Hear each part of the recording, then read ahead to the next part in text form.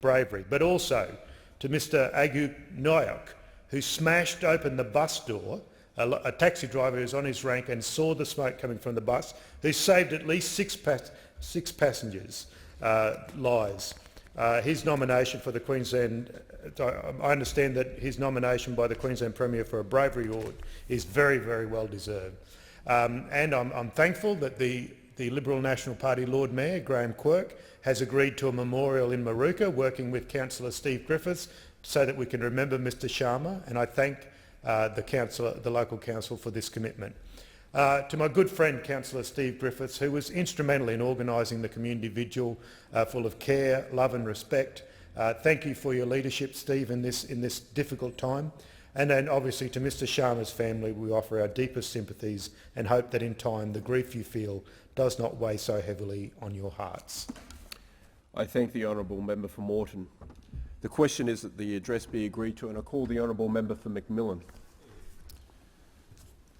Deputy Speaker, the House of Representatives I first entered in 1990, I realised with the benefit of what that wonderful thing called hindsight was a different kind of place to what it is now.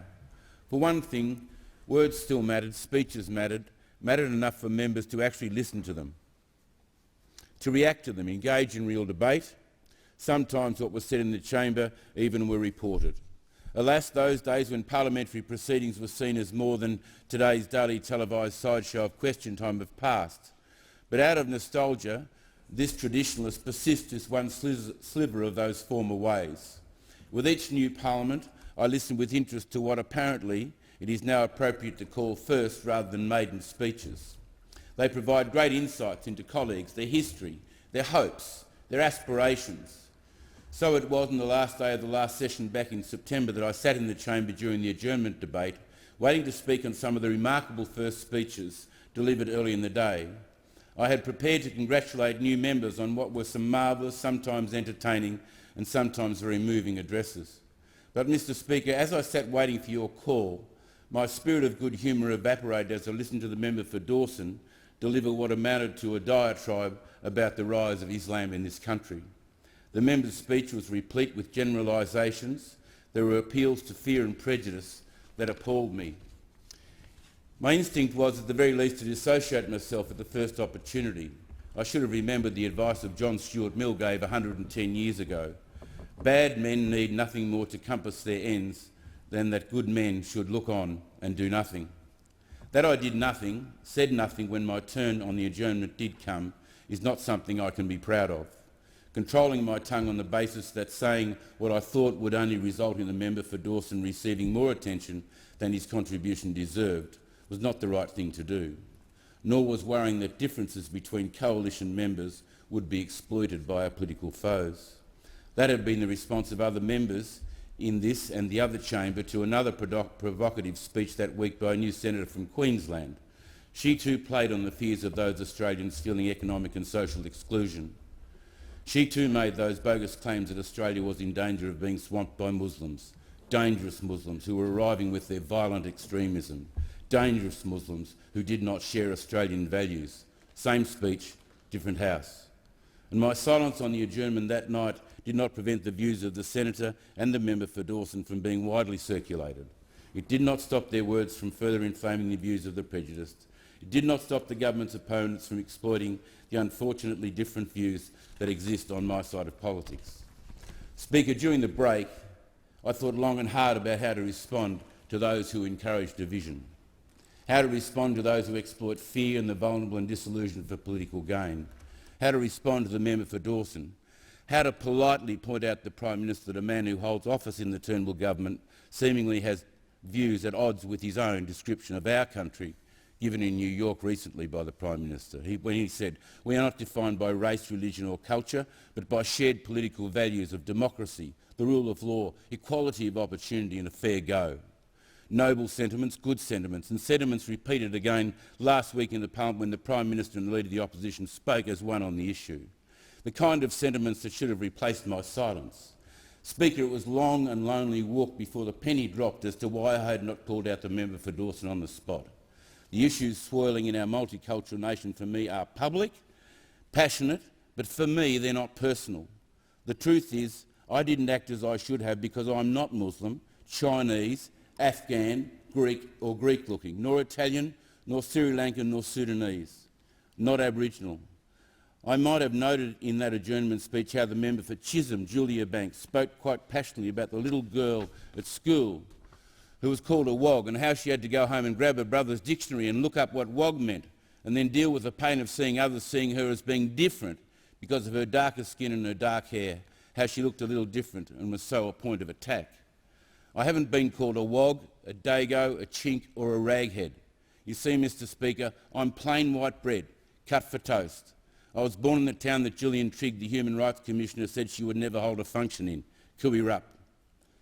It might be expected for someone with my background to shrug the shoulders when members of Parliament remarks directed at a particular race, or to ignore the hurt those remarks can cause, to defend the member's right to free speech as if that was a right that should be unlimited, to nod wisely because a member was simply reflecting the views of those who elected them.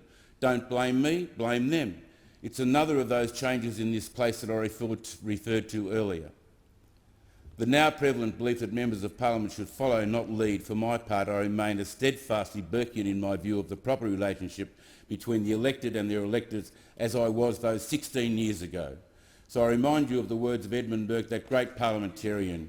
Your representative owes you not his industry only, but his judgment, and he betrays instead of serving you if he sacrifices to your opinion.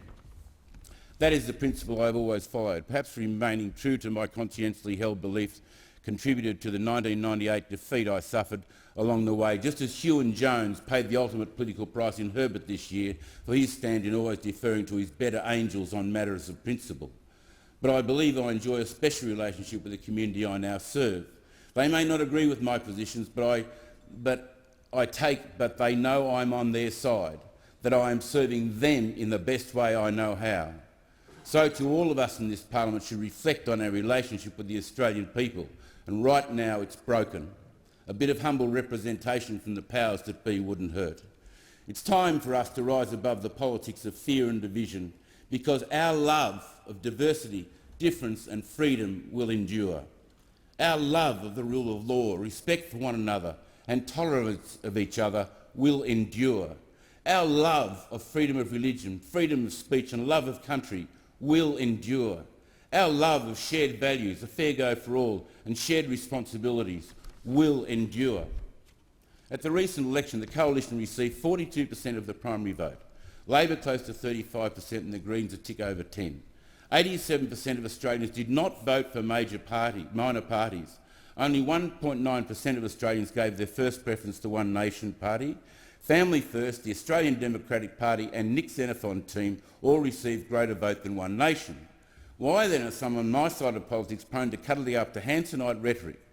Those propositions and policies will only hurt the coalition parties in the long run, in the same way the once great Labor Party now is the captive of the Greens, relying on their preferences to win 31 of their seats in this House. Speaker, I do understand the fear is Islamic-based terrorism, and the government is responding with every resource available. And I do understand as well the concerns of the Australian people over these issues. I'm not immune to the fears that are expressed to me by the people that I meet. At the same time, we cannot condemn the whole of the Muslim community for the actions of a crazy, dangerous few. That's not fair. Otherwise, the people who hate all that is good about this nation will win, and we are the losers. Australia, we're better than this. We need not walk in the footsteps of the world. We as a nation can stand apart, confident, fearless, separated in a better way, together, united, unafraid. Together we as a people can stem the tide of divisiveness infecting Western countries around the globe. Right here, right now, we can turn to take the higher road, believing in one another to defend against the purveyors of fear and disunity. Let this nation be the circuit breaker and travel the road of the wise, leaving the foolish to perish in division. We should always have empathy and consideration for those doing it tough. We must speak to the people in their language about the basic concerns affecting their daily lives. If not, we further push those that feel alienation and disaffection by economic and social exclusion into the arms of one nation of this country. Or as Michael Gordon said in the Age article on the 30th September, in other words, the problem in Australia is not with the people, but a leadership more intent on making political points than expressing empathy or pressing the case that we all gain from an open, inclusive, pluralist society, or addressing inequality or celebrating the multicultural success stories. One of them was unfolding that weekend. Whether or not the Western Bulldogs were to raise the Premiership Cup at the MCG, the story of how the club facing extinction survived and thrived by supporting all elements of community facing multiple challenges. At a time of widespread institutional weakness, the club is a model of how to win a social licence, said Labor MP Tim Watts. Back in June, the club celebrated World Refugee Day by hosting its 11th annual citizenship ceremony at the Whitton Oval, when 45 migrants and refugees from 21 countries sang the national anthem and then the Bulldogs club song. Along with their citizenship, they received Bulldog membership packs. Club President Peter Gordon strolled among the throng on Thursday's final training session. He recognised many of them in the crowd, joyous, united and prepared to invest without reservation in the dream, the face of modern Australia. Speaker, the vast majority of the Australian people fit the Western Bulldogs' view of the world. It is our challenge now to show that those that feel alienated, disenfranchised, they also share in a bright future, investing in a dream without reservation. Our responsibility in leadership is to bring those that feel they have been left behind to know our intention is for all Australians to share in the wealth and opportunity that this nation affords, for all Australians to feel they have hope in the future, some control of their lives through representative democracy, and enjoy a sense of belonging so that they can confidently stand firm against those peddling policies of fear and division. Speaker, the politics of fear and division have never created one job, never come up with a new invention, never started a new business and never given a child a new start in life or lifted the spirits of a nation. Deputy Speaker, at this moment, I don't know what Muslims are asked to do, but I know what Christians are asked to do justly, to love mercy and kindness, and to walk humbly with their God. I thank the honourable member for Macmillan.